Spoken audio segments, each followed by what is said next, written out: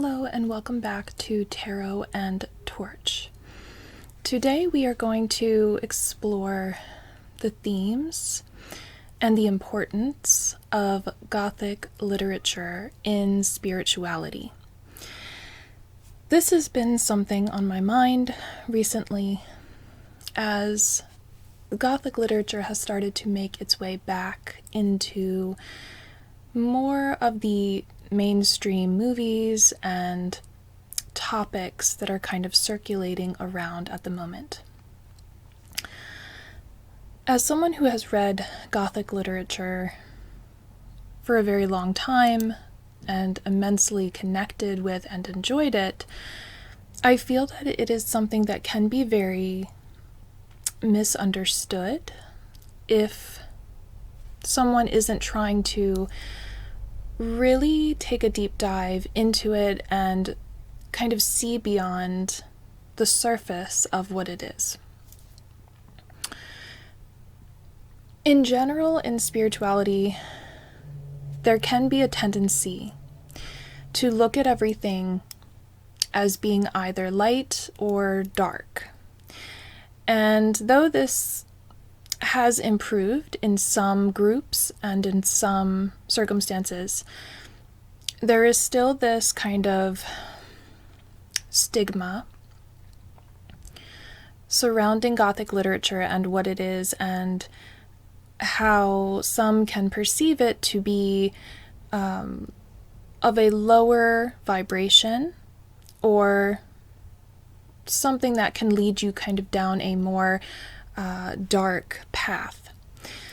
So I wanted to really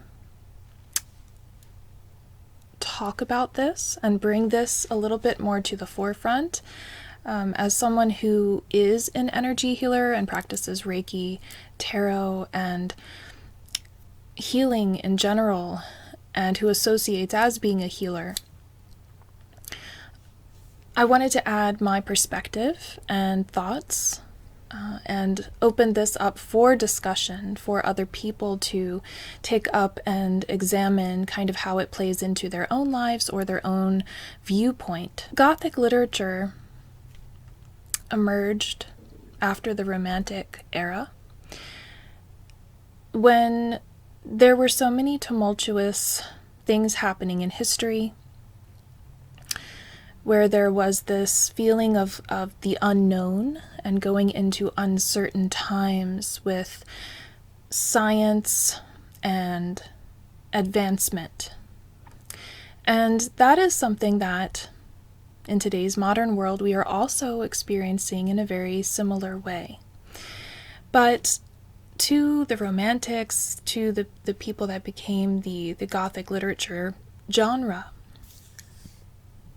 it was a time of watching what was old crumbling and falling away and not knowing how to feel about that or what to expect or how to conceive of a future that was so different, vastly beyond anything that they had ever seen or experienced. It's that feeling of dread that suddenly comes upon you when you know that your life is never going to look the same.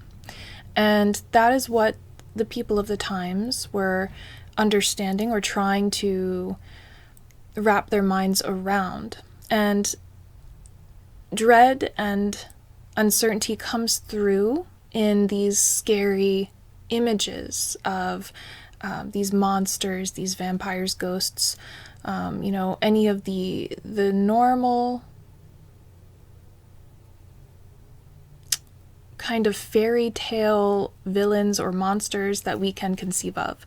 And this is because the unknown is what is in our subconscious mind, our psyche, as we are trying to navigate our trauma, our fear, and all of the things that we can't quite even put a name on. And with today's emphasis on monsters as being something that people are relating more and more to, there is a lot of complexity with the Gothic genre and how, as people, we grow and change and relate to it.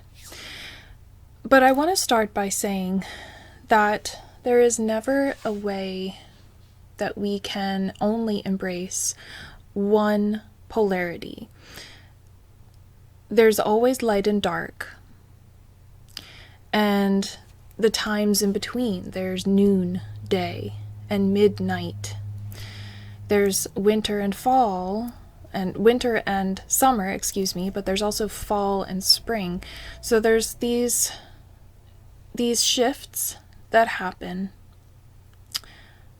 where we are starting from one point to another, but there's never just a beginning and an end. There's always a middle. And that's the way that I see spirituality, is that we have to have these ever-changing ebbs and flows, these highs and lows, and everything in between, in order to fully be a functional spiritual being. Because what happens if you stay too much into the higher vibrations, the angelic realm, the light only, and never experiencing that shadow, is that it's still there. So even though you may be functioning at a higher vibrational level and you're in a positive vibration all of the time, there's still this undercurrent that is flowing through your energy field and through your mind, even in your body, that needs examination. Because no one can be positive 100% of the time. And if they are, there's something that's being ignored, suppressed, or left out. And that is the most dangerous existence of all, is to completely ignore that side of ourselves. Because that's when that side becomes an entity of itself and comes through in a more destructive way in our actions, behaviors, or what we are attracting to us. And this is something I feel isn't talked about quite enough in any spiritual community or setting. And then there's the exact opposite of tapping into the lower vibration and completely ignoring the higher vibrational frequency. And what that looks like is being only in your body, self-serving, and not giving, not being open to a more empathetic, kind, selfless existence, but only kind of being in that more survival mode energy constantly, forever. And again, this isn't something that can be maintained forever, because at some point there is a sense of needing to help or serve others in some way, and also to try to improve in a spiritual sense, evolve our base instincts and needs into something higher. So there's a dysfunction on both sides. And that is because we are not meant to be either one or the other, but somewhere in the middle, in between. And that's where this examination of shadow comes in, as well as looking at ourselves as being either the more heroic or the villainous figure in literature, in movies, in our imagination. Our lives are constantly being related to stories, and this could be through poetry, song, art, the way that we're living on a 3D level. We see ourselves as being, a villain in someone else's story or a hero in another's, and that's constantly the dynamic that we face as we interact with people and go through these highs and lows and shortcomings that we face. So when we look at a story like Dracula, like Nosferatu, like Frankenstein, we can see ourselves in the characters, either to a very small extent or to a larger extent. We see their shadows and have an opportunity to heal through that in ourselves. If we are being open to this examination. And that's where I feel a lot of people are misunderstanding the point of horror, of Gothic literature. A lot of people will point to it and say, well, that's a bad thing to watch, to take into your energy. But again, why is that? Why are we pushing something away that resembles something within us? That's projection. So we have an opportunity to really go into that feeling and explore it, observe the discomfort we may feel, and ask ourselves, in what way do I see myself in that scene, in that figure, in that scenario, in that character? And by doing so, we understand ourselves and the world that much more. And it is very interesting that in this age that we are living in, there are choices to romanticize the monster, to see the good in the monster character, to feel the alienation, the condemnation, the loss that some of the monsters face, such as in Frankenstein. And to feel a sense of connection and understanding in a being that feels lost and betrayed. And that's a powerful moment of self-exploration and healing, because we can only heal ourselves when we know where we are, where we're starting from, why we developed this sense of self and identity. And if we haven't developed enough of a sense of identity, why that is. Were we at a place in our childhood where we were encouraged to mimic or to behave in a way that someone else wanted us to? So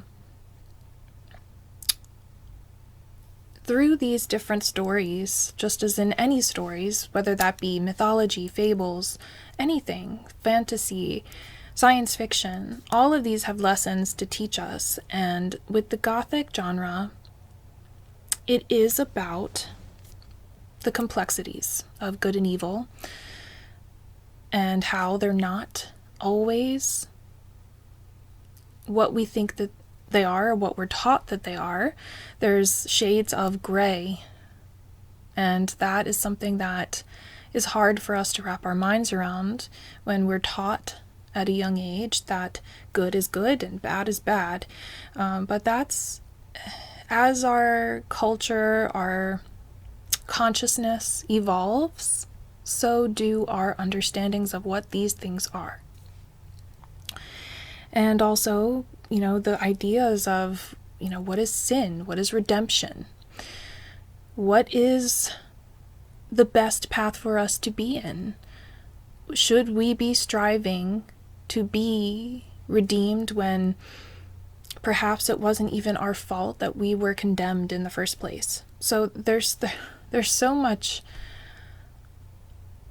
treasure to really uncover here, to really understand, and to use in our shadow work integration.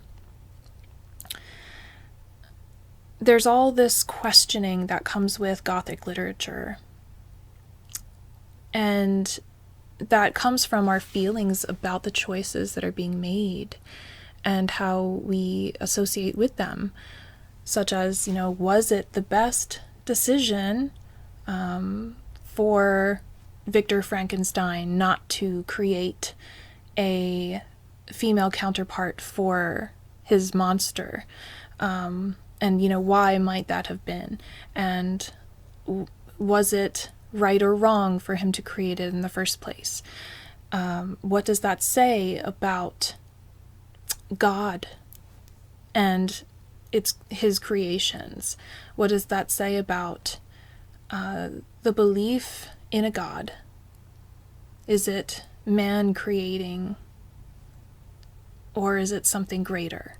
So all of these things are themes to think about, to really sink our teeth into. And then it becomes a way for us to heal the wounds that have been created in ourselves and in our path. And Gothic literature is a beautiful place for this, because it also creates a sense of being able to overcome fear. In any Gothic setting, we have mystery, we have the uncertain, we have the supernatural. And that connects us on a spiritual level just by itself. Because we are then put in a place where we need to have faith that we're going to come through this and tap into our intuition to see through some of the fog, the murkiness, the uncertainty that is there. And also to understand where we are on our spiritual path as a being moving through this world, and how we're feeling about our connection to spirit. Because whenever we're faced with fear, we have this fight or flight response. And from there we navigate and handle it in whatever way that it's being thrown at us. And with the supernatural elements that are often in Gothic literature, we kind of need to re-examine what it is that's really haunting us. And most of the time, what's haunting us is actually something human. So we need to go back to that and understand that things that we see in our lives are not as big and scary as they appear to be. We're not being chased by some kind of monster. We're being chased by our past or bad behavioral patterns that we are now associating with something that we don't want. So there's a way to really see the beauty in these stories and to see really what they stand for on a societal level. Especially now, just looking at Frankenstein, because it is the most recent example, but we have things now in our modern world that are redesigning our entire way of living and being, such as AI, such as science and genetically modified foods, cloning, all of the things that have been big topics and hot button topics that have been giving us perspective about our feelings on this and how we want to live, whether we want to be a part of it or not, whether we think it's right or whether we don't, and how we feel about tradition as well. Because these things are being designed to innovate and create a better future for humanity in its intention. But then it needs to be examined for that itself, and if that is what it will do, or is it more destructive, or is there a need to rein it in? There's all of these what ifs that are examined through the idea of innovation. And in most Gothic literature, it's about the past meeting the present to create the future. So, even in a story like Dracula, where we have this ancient count, and he is, has this curse of vampirism, and he's this entity, this monster. It's about that kind of past becoming a monster that is trying to destroy us now, because he is old. He is dressed in these robes from the past. He represents this long lineage of ancestors from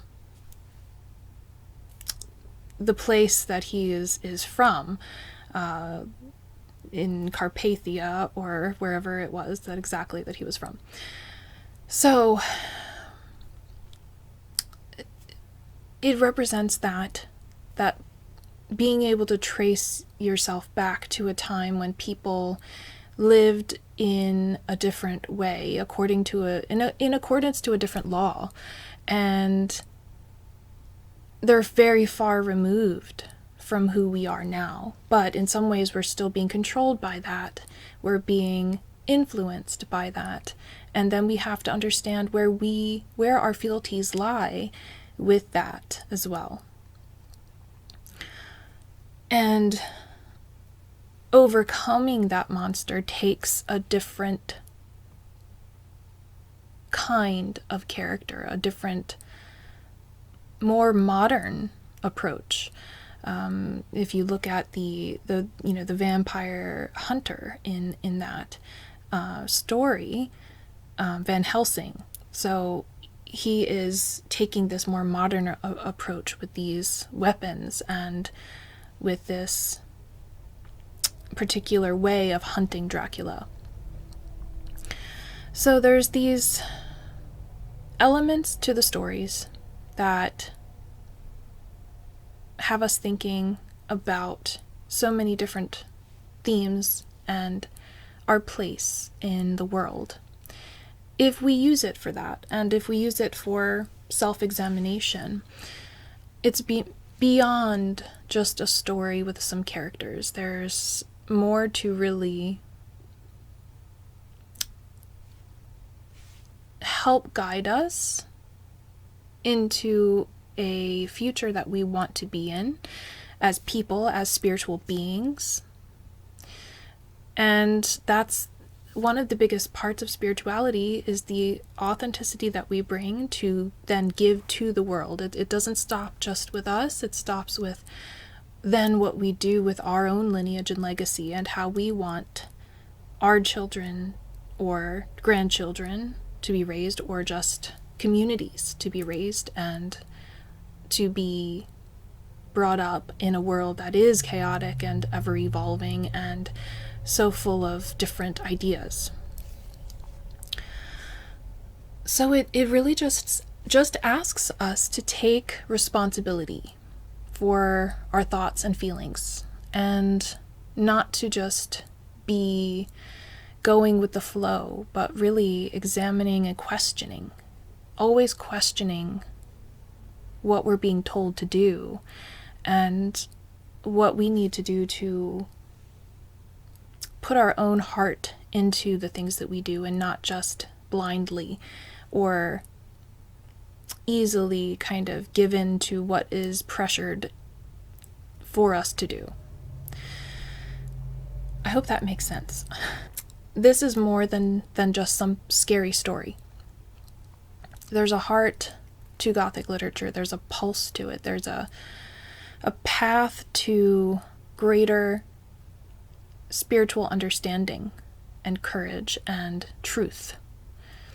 And there's many different ways to do this. It doesn't need to be through Gothic literature that we find these answers, but it helps to have a shared experience through these stories, to then also discuss them further with others, to raise awareness, and to use these symbols, such as with things like the the Gothic Literature Tarot, for example, but there's so many other tarot decks, but this is the one that I use most often.